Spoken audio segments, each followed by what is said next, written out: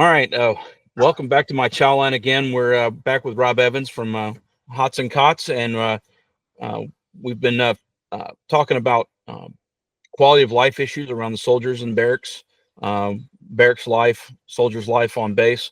Um, Rob, you'd posted on X a while back, a day or two ago, about some air conditioning issues. Can you share some of that stuff with us? Yeah. Thanks for having me on again, Tracy. HVAC issues, mainly primarily AC cooling issues is I see a ton of. Every now and then I'll see some heating issues, but the main thing is being able to keep the rooms cool for service members in the barracks. There's a couple of reasons why we see challenges in that area. Sometimes it's broken parts, large outdated infrastructure, or they just haven't kicked over to air conditioning. From heating, but there's a lot of different nuances of why we're having these issues. But at the end of the day, service members don't have cool rooms. I've talked to soldiers who have slept in their cars because the rooms are too hot. They get into like 80 degrees, almost 90 degrees in the room. So we can let me show you a couple here that came up recently. So this was at Fort Bragg. This room was 80. This room here was 87 degrees over at Fort Bragg in the Swix barracks. This is just within the last month, we'll say. So if we keep scrolling, we'll come to another one here, 82. You can see what the thermostat's set to. And then if you keep going, this one's a little bit harder, but Fort Cavazos, this is 87 degrees. And we're here in April 28th. So, I mean, it just keeps going. Here's another one in 86 at Fort Myer, Virginia. These, and it keeps going. If we keep scrolling, you'll see more. Fort Leonard Wood Permanent Party Barracks is an AC issue. Another one here over at Fort Cavazos. Earlier this year, there was a major AC outage at Fort Cavazos. And, soldiers go and submit work orders because they have a thermostat, but they don't have full control of that temperature. It's all controlled by Department of Public Works, DPW. So if there's an AC issue, they can go and submit to DPW to look at it. In this particular case with Fort Cavazos earlier this year, DPW was saying it's a no. They were telling some soldiers it's a known issue. They were telling other soldiers we're not sure. There's a lot of mixed messaging. And then as the outage went on, they were told it's fixed when there were still rooms impacted by this. There's a lot of inconsistent information being put out by Department of Public Works. On top of that, Department of Public Works were just closing out work orders because they were a known issue, which is problematic.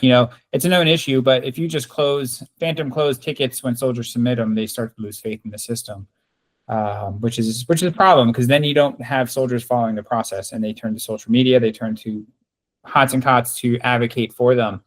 Kind of what happened here with going back up here at Fort Bragg in the Swix barrack. This was going on. I think when it was finally resolved, it was 6 or 7 days. And this soldier, let me see if this is the right review.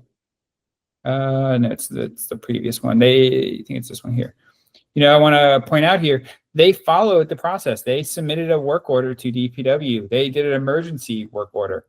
And DPW's response was, we can't confirm it's the whole building, so we're not going to address this. So this particular soldier went and slept at a buddy's house. He's like, I'm not staying in this room with 82 degrees here. Now, some may say, well, we'll just open the windows. Well, not all the windows open. Not all windows open. And I never thought of this, but there are women in the barracks, on the first floor, and they may not feel safe opening the barracks. Fort Cavazos just recently had an issue with another soldier breaking into barracks rooms and assaulting women. So I wouldn't have thought of that until I became more exposed to this. I spoke with soldiers that were serving in the military that were women and expressing their concern. It's just things that I don't think of as a man. So just opening the windows is not a solution. Safety is also important. So I want to share this here on the reporting side. I track this stuff as much as I can. And I built out a pretty full-fledged dashboard of the data and the reviews that come in. So I can see how many HOTs have been reviewed, how many COTs, the average rating. But here on the COT side, I can actually see a breakdown by tag. So you can, soldiers, when they submit a review, or service members when they submit a review, they can tag some of the highlights. And the number one issue, or close to the top, is, it's number one, non-working HVAC. Since I've implemented it, this tagging system, which is probably in the last 6 to 8 months I implemented this. So it's not all the reviews, but it's a good chunk of reviews here. 57 non-working HVAC.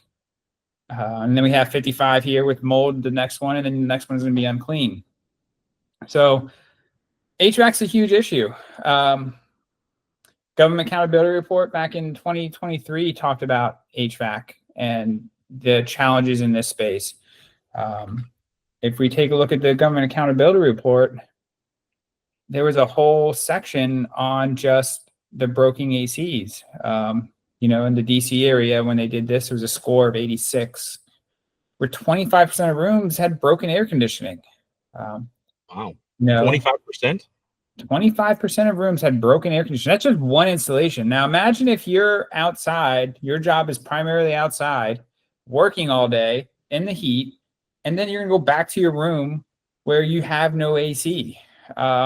So yeah, they're gonna go sleep in their cars. They're not gonna want to stay in the room. They're gonna find the first person they can marry to get out of the barracks because of just these challenges that service members face.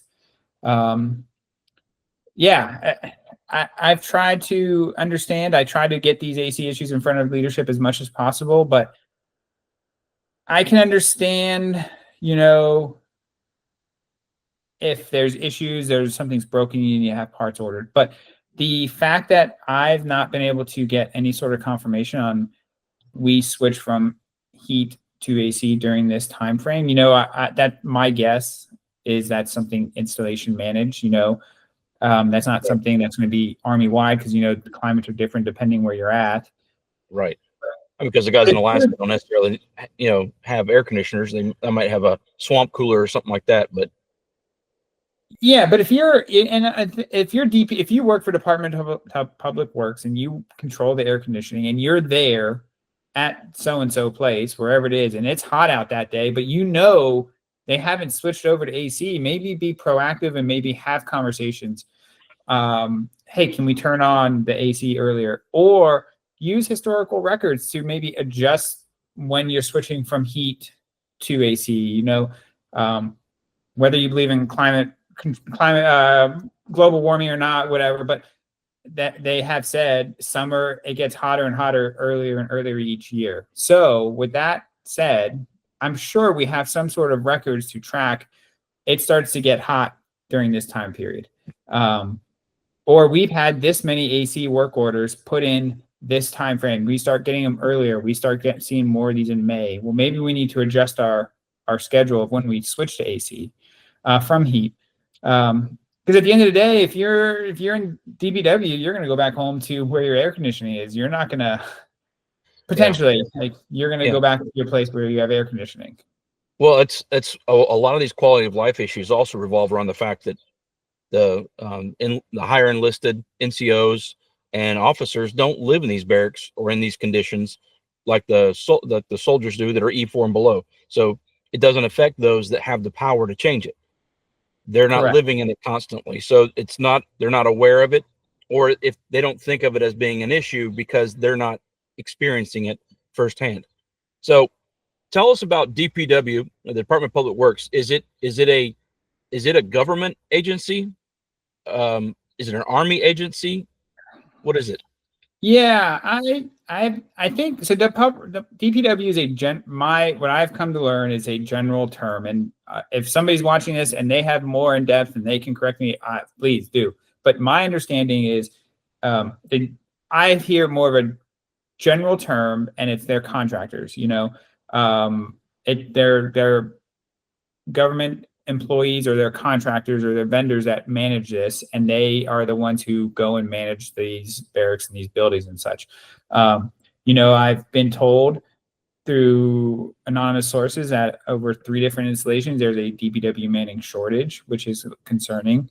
If they're the ones managing these barracks and the work orders coming in and they're short 50% or so, like, what does that mean? What does that mean for the work that needs to get done, or these issues with air conditioning and plumbing and such? Right, and that would mean that there's not enough technicians to go around, or qualified technicians. There may not be a HVAC qualified technician for DPW that can go handle these situations. They have to call one in from another facility or from another base or another state, even if it's a nationwide contracting group, right? Correct.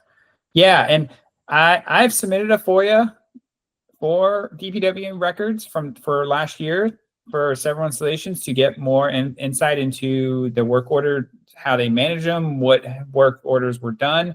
I haven't heard anything yet on that FOIA. I'm still waiting. Maybe I'll get something before the end of the year. But I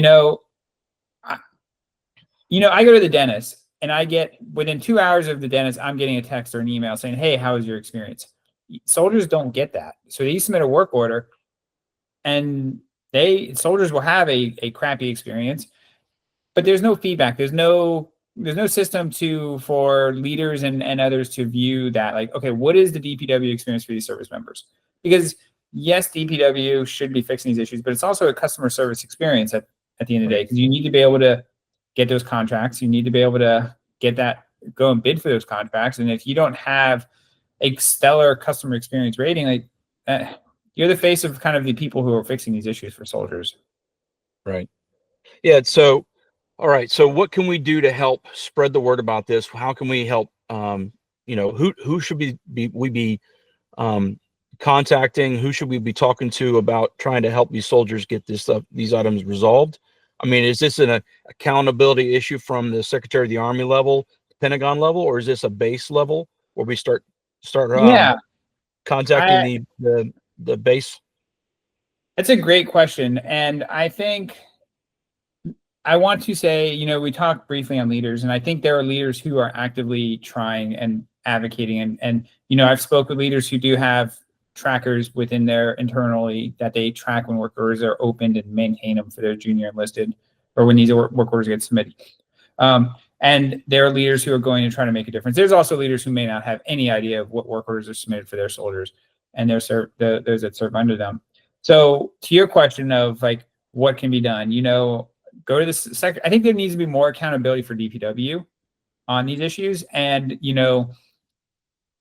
in conjunction with the installation commanders and the installation teams. Like, the issue with Fort Bragg, I spoke with Fort Bragg about that issue, and DPW is saying, we have no record of the work order, but I have screenshots of the work order. So where is the disconnect? Why is DPW saying there's no work order when I have screenshots of the work order?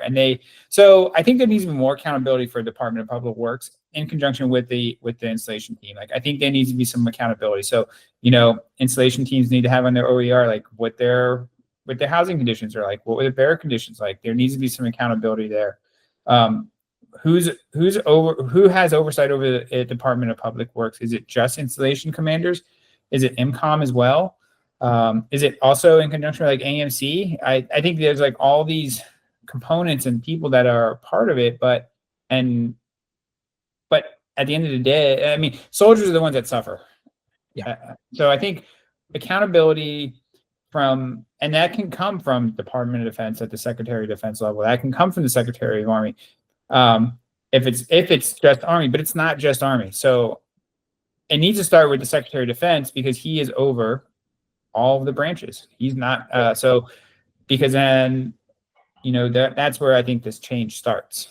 Yeah, and also with discussing with the congressmen that are on the Armed Services Committee, and making sure they're aware of the situation.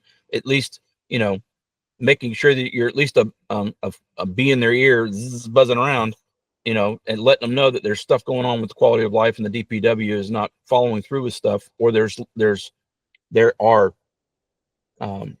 issues with following through with stuff and communication issues. Just like with the Fort Johnson issue with the food, soldiers getting turned away from food, you had physical proof that there was a sign on the door that said they were turning soldiers away, Yeah. and the public affairs officer came out with a memo that said no soldiers are getting turned away. There's obviously a communication difference on base. That's just the Yes. local level on the base. The leadership had no clue what was going on. So for me, it's like, why don't we start putting some of these NCOs and officers in through the rotation, have them live in the barracks for a month or two, and you know, and let them see what the life is like, and let them eat in the chow halls. Yeah. Yeah, I agree. Like, and you mentioned it before, like contact your congressional members, contact them and tell them these issues you're having, you know, and it may be DPW is doing the best they can with what they have. And I can respect that. But, you know, somewhere there needs to be some change and accountability for the how many if DPW is short on manning, then we need to look at that and see why are they short on manning, you know. But I know that there is I don't know if it's like on purpose or if it's just miscommunication or access to the proper tooling or what. But you know, there was another installation where there was an AC outage, and DPW was saying there was no issues with the air conditioning. Air conditioning is working. We have fixed all the air conditioning for this outage. And when I talked to the public affairs officer, he was adamant that this is what DPW is telling me.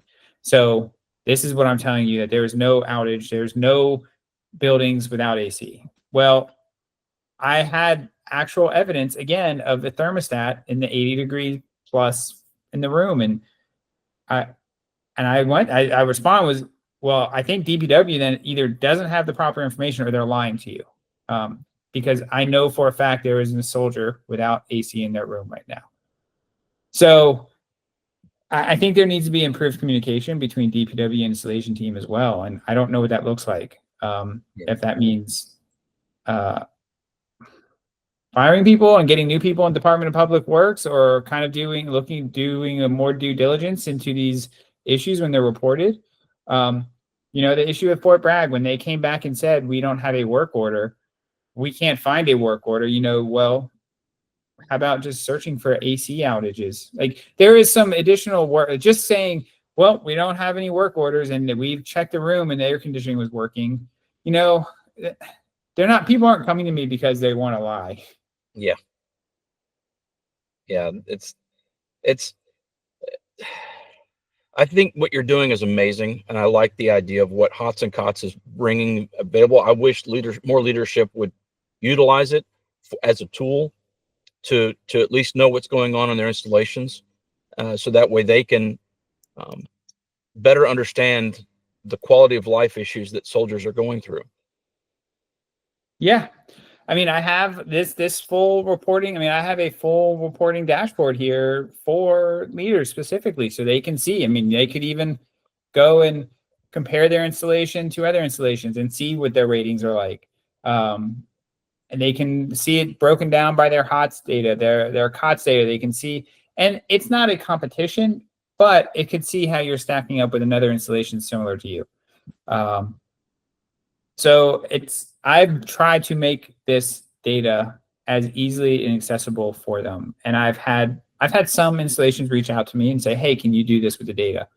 And I think those are the installations that care, like JBLM. I've worked closely with them. This compare installation dashboard here was just through a collaboration working with them. I want to be able to get this data to leaders, so they have this real time at their hands. Right now the Army is doing for the first time unaccompanied surveying on barracks conditions. Usually those are just for, traditionally they've done these surveys just for accompanied housing. Accompanied meaning you're married, you have a family, and you're not living in the barracks. They'll do these surveys, anonymous surveys, I don't know, maybe once or twice a year. Somebody can correct me if I'm incorrect on that, but basically you can say what the conditions are like. But then you have to wait for this data, and it's only 1 to 2 times a year, so you don't have that data immediately, and it's only twice a year. With Hots&Cots, you get this stuff instantly. Like, there's no waiting, and you can do housing, you can do barracks, but you also get other parts of the installations as well, and it's free. Yeah, and that's the thing that's, I think I was talking to my cousin earlier today. We were discussing because he was an officer in the Air Force, and I was like, okay, so as an officer in the Air Force, when you were in command of certain things, were you worried about what it would look like if something was deficient in your area? Would you try and figure out ways to make it fix it before somebody found out? He said, well, that's standard practice for most people. You don't want anybody to know what you got going on because it can affect your promotions. So you would try to fix it as soon as possible. But then there's other people that are lazy and they just don't want to fix stuff, but they also don't want anybody to know. And so they'll try and sweep it under the rug and find a way to hide it. And I think there's the you know, rules of thought there is, a lot of these guys are not wanting the spotlight on what's going on their bases. Yeah, I would agree that there is probably some that are like that. I also just think that unfortunately, quality of life kind of gets pushed to the bottom of the list of things because they maybe feel it's the most disposable over the contracts for a new weapon system or making sure that there is ammo. So there's this big focus on lethality and war fighting, but I think there's a strong argument to include quality of life can impact your quality, your lethality. If you're eating well, you're sleeping well, you have good housing conditions, you're in a good mental space. That government accountability report talked specifically about mental health and the quality of life. Poor quality of life really made things stressful. It impacted their mental state. So if your mental state's impacted by your quality of life, I mean, there's an argument to be made it's going to impact your ability to be lethal and to be, a war fighter. That's the big buzzword right now. So I think there should be, when these conversations happen, quality of life should be included in those conversations, not just the training you're doing or how many rounds you're sending down on the range. Right. I agree with you because it's symbiotic. You go to PT in the morning, but when you get done with PT, I mean, there's a Hots&Cots. I just saw this morning from Fort Bragg. There was a Hots review at the DFAC. There's a long line, and everybody's in PT uniform because they just got done running PT, and now they got to fuel up for the day. Yeah, when I used to do a lot of marathon running and ultra running distance, and one of the things that I learned a lot about is your nutrition impacts your ability to be fit.